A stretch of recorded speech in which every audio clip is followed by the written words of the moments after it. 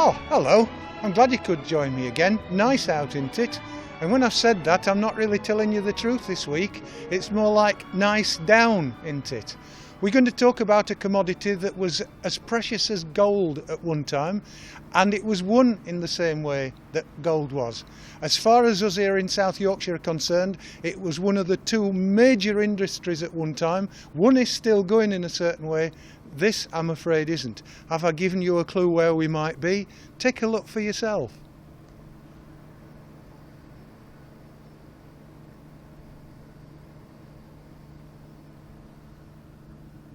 Yes, we're at the National Coal Mining Museum at Cap House Colliery. It's a bit out of South Yorkshire in the Wakefield and Huddersfield area, but we thought we'd come to this because this place is special. How special? Well, why don't you come with me and let's find out exactly how special it is.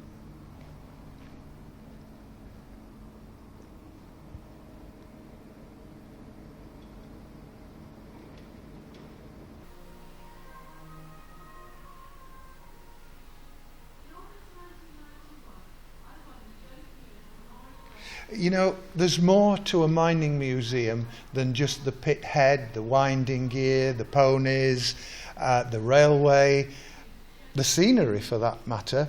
It's got more to offer than that, and to tell us a little bit about it, Sally Ann Burley. Sally, I think first of all it's easy to say, what is your role here? I'm one of the assistant education officers here. Yeah. In a way, that says to me that you look after school children and you arrange visits and things like that, but I'm sure it's much broader than that, isn't it? Oh, yes. Tell me how broad it is and what you do. Right, well, we do have a very good school offer for formal visits to the museum, but it is, as you suggest, a lot broader than that. We do storytelling and activities for under fives so that they actually start to come to the museum as soon as they can walk, really. And it's hands-on to a certain extent. Oh, very much so, yes. We do family activities in the summer holidays and throughout the holidays, actually, the school holidays. And of course, we are really interested in adults coming to share some of their expertise or learn new skills at the museum. I pick you up on share their expertise. So this is a two-way experience for an education officer. You're not just handing down knowledge, you're actually wishing to receive it, are you? Oh, absolutely. Learning we regard as being a two-way process. Right, okay. So when we're coming to this learning experience, has the sort of museum end rather than the physical objects, has it been laid out in a learning sort of way? I'm thinking of the two museums that you've got that play completely different focus on things. You've got the one that's got all the paraphernalia and the voices going, and you've got the one that's rather quieter and just has trundling rails and all the mechanisation that went into it. Has it been planned that way? Actually, I think the museum is evolving all the time. A lot of people, I feel that they have been to the museum because they have been on the underground tour, which is fabulous, it really is. But of course, you know, it is a 45-acre site, so there's plenty of different activities for people to do and to keep coming back to do. Yes, you can't cover it all in a day, can certainly you? Not, no. Do you arrange activities for groups, for instance, local history groups that might actually want to know more about the history of where they live? We do have a good outreach programme which will include that. Some of our curators are quite prepared to go out to do very interesting talks to groups such as you mentioned. There you are. You can't go wrong. If you want to talk, get in touch. You've also, which surprised me a bit, got a very large shop. The process of this obviously is to sell things, but it's a good idea that you've come up with souvenirs. Have you got any running in that, being an education officer, or do you use it in your job? Well, certainly. I mean, where we're actually sat here is in the temporary exhibition space, and we have a rolling programme of exhibitions each year. And of course, as part of the education team, we do make sure that some of the things that might be in the shop do have some relevance to what's been seen. Yes. Right, got it. And also, while we've been walking about, I've seen lots of people who actually work here as a job, yourself for instance, but lots of people who actually volunteer because they actually want something to do. Now, I'm sort of thinking, if I'm a retired person and I'm looking for something, you've seen this film that we made, and you might think, I could do with working a couple of hours, couple of days there, something like that. I wonder if I could. And for somebody at school saying, I'm really into history and local, and I might be able to make a career out of this if I become a teacher, can I get some hands-on experience? Can they, and what should they do? It's part of my job. I am actually the volunteer coordinator. The person to come to talk about it. If people would like to go onto our website, www.ncm.org.uk, and they go to the Learning tab, and they will actually find there explained the volunteer opportunities. So they can either access the opportunities that are available here for volunteers through the website and fill in the online application form, which gets through to me, and then I will contact them. Or, of course, some people, perhaps, they're not so keen at doing that. There's a telephone. They can give us absolutely, ring. or even call in and ask to see me. Just turn up and say, I've come to have a look round, I'd like to volunteer. You don't say no, do you? Well, when I say they can fill a form in here, because obviously you've got to have the right sort of person, haven't you, in many respects? Absolutely, yeah. And of course there are certain volunteer roles that we have, and we obviously hope to match people to those things that perhaps they're wishing to develop their new skills, or, as I said to you earlier, we are quite aware that with this particular topic that our museum deals with, there are a lot of people out there who've got expertise that they can actually share with us. There you go. So if you think you fulfil that bill and you would like to, come here, and next time we're filming here, you might be taking me round, you never know. Anyway, it's time we moved on. We've come outside now because it's time for the horses to be the stars in the programme. It was hard work for this one, because before steam engines were used to wind cages up and down that shaft, a poor old horse had to do it on a contraption called a gin. There are interpretation boards to help you understand how it works.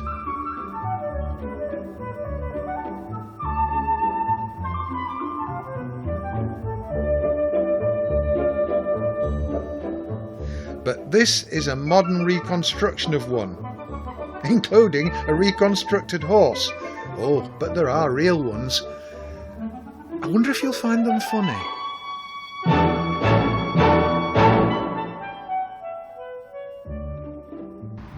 Eric and Ernie? By heck, that rings a bit of a bell.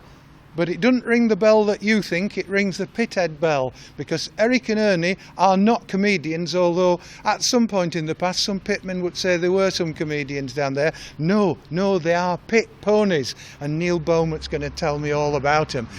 Did you choose the name first of all, Neil? No, they were actually called this when we got them, because when we actually lost the old working ponies... The last of the working ponies, yes. Yeah, we actually decided that we'd actually give something a home that needed a home, so we got in touch with the RSPCA. And they said, yes, we would love to help you. Yep. And that's where they came. But it's not lost on people, I should imagine, that come here to visit, is it?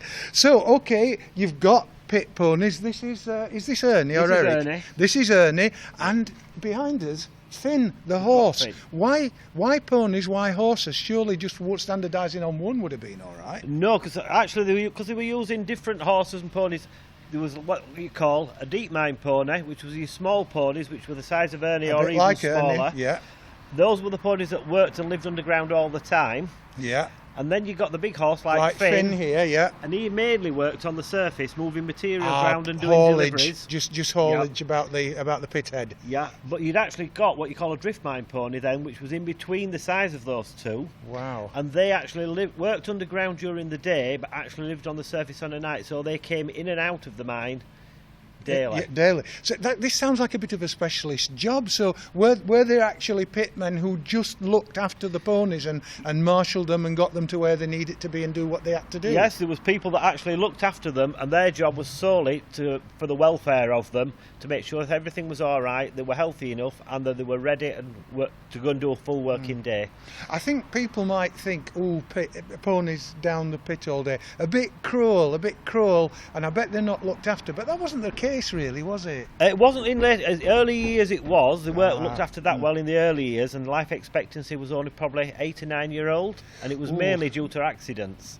Yes, yeah. But your mine owners then started realising it was actually costing them quite a bit of money.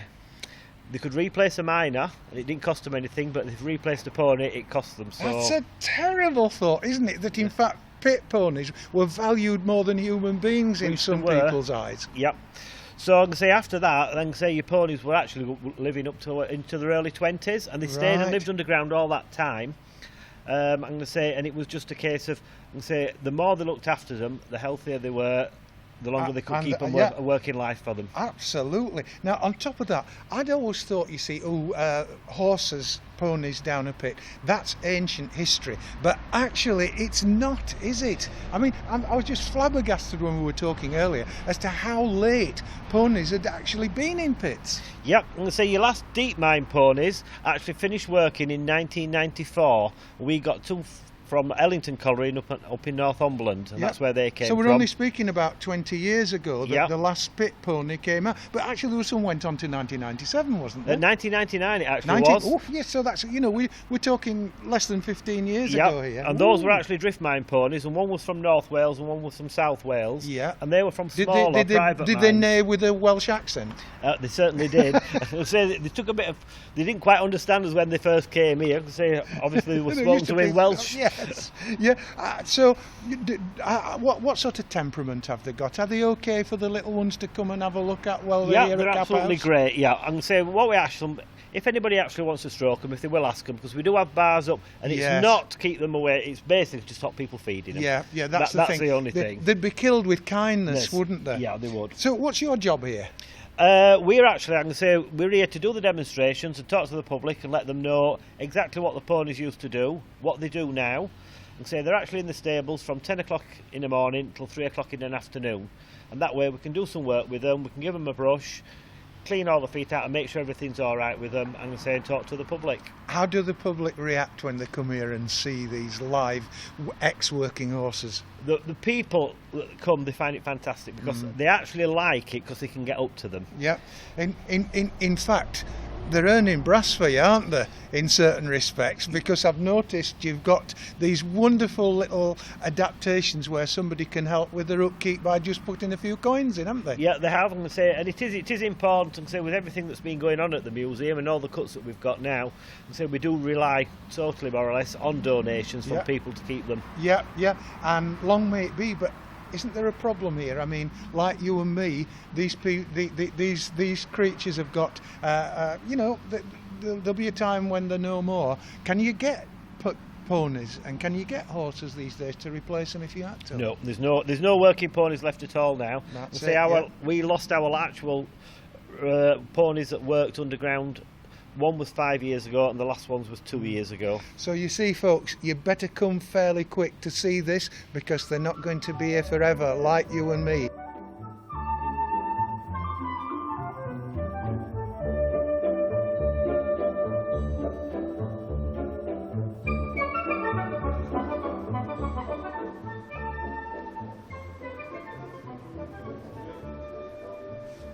Look at that. That's a bit different, isn't it? Yes, we're in the business end now. This is the lamp room. And if you come here, don't be a bit surprised what you're going to be asked. Stephen's going to give you a taster for it so that you know what to expect when you come here. Stephen, there are rules and regulations and they start here, don't they? Yeah, from the lamp room all the way underground and to the surface, we're governed by Mines and Quarries Act and its regulations, even though we ceased production almost 30 years ago. It isn't the point, that is it? You're still underground, you're still covered by the rules. Yeah, and there's certain dangers, and there's certain items, ordinary everyday items, that aren't allowed underground. For example, you can't take cigarettes and matches and lighters and cigars. Seems a bit obvious. That is obvious. Yeah, but there are less obvious things, aren't there? Well, yeah.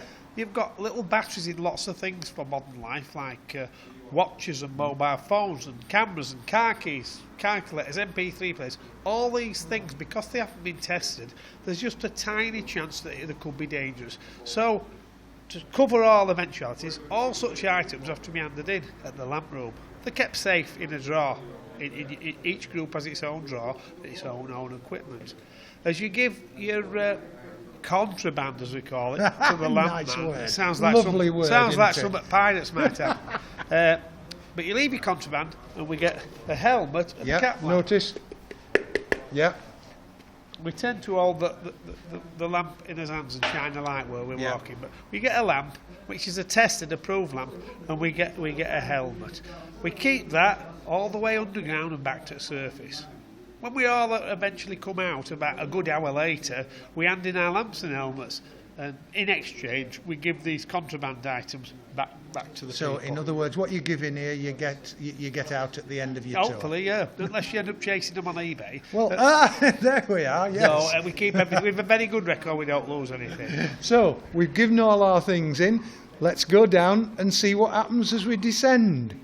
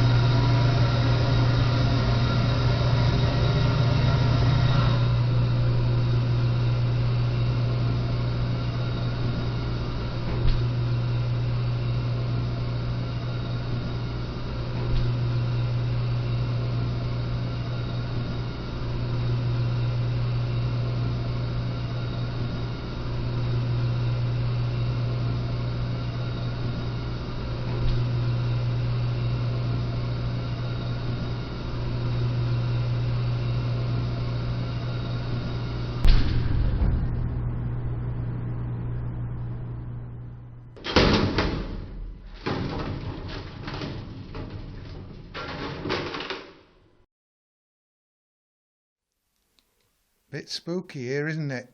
But quite honest, there's nothing to be frightened of. How do I know that? Because Stephen's here with me. Stephen, safety first all the time, and although you've got visitors coming down and the boys and girls will be coming down to have a look around, there's actually nothing at all to be afraid of down a mine, is there, these days?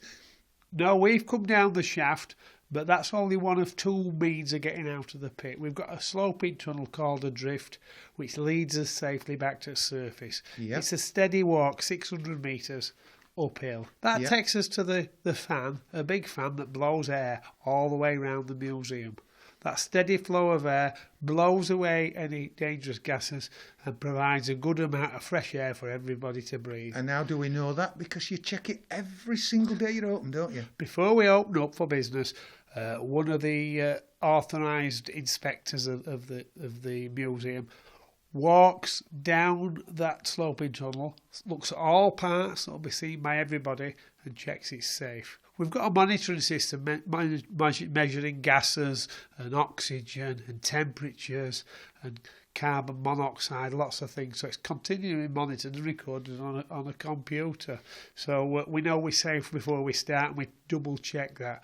We use a flame safety lamp to act as an extra precaution. Which is all you need, lads and lasses. So if you're ready, get your boots on. Not that you need them here, because the floor is absolutely level, and come with us for a trip round the drift and the, what's the other word that you use? Because I usually say, I'd say a tunnel, but it isn't. What do you call it? We've come down the shaft. Yeah. If we wanted to egress, we'd go up the drift, the Drift, sloping yeah. tunnel. But the level tunnels, they're called roadways. Roadways, So that's it. We're going to investigate the series of roadways here to look at the exhibits. Right, come on then, we're on the way.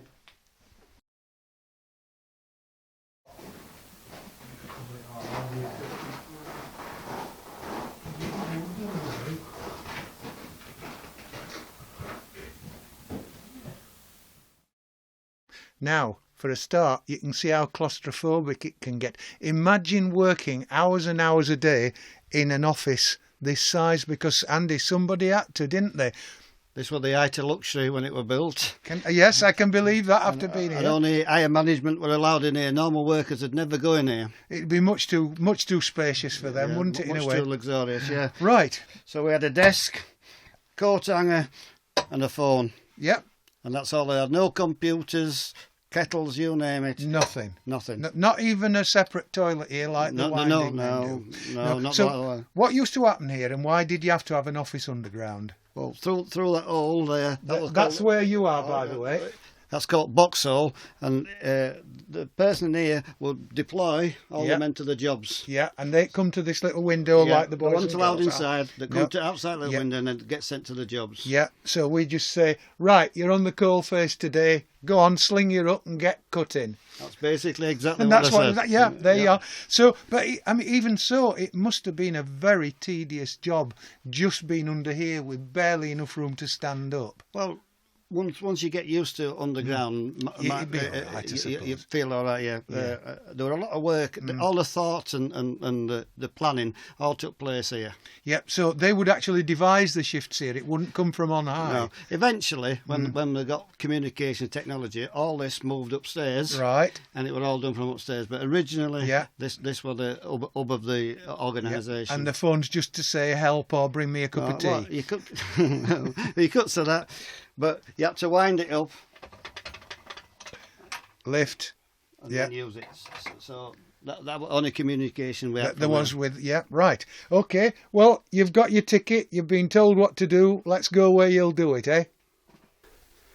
Here we have a scene showing a family group working perhaps in the 1820s or 1830s. The man at the back is called a hewer.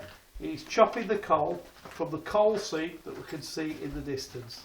He puts the coal in a sledge or corf, and the woman, the lady, drags out the coal. She's called a hurrier, indicating she's working at great speed.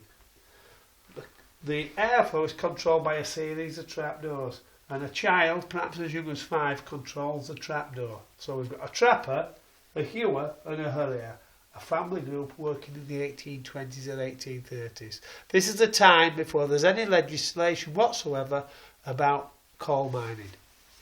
The man works by candlelight, all others are in absolute darkness.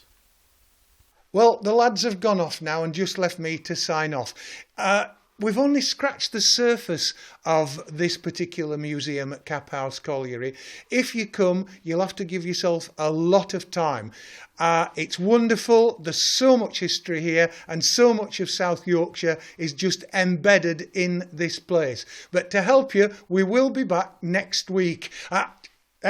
Lads, when I said you could go, I didn't mean I was staying here myself. Oh, crikey. Well, all I can say is I hope you're there. I'll see you next week. Let's hope I survive.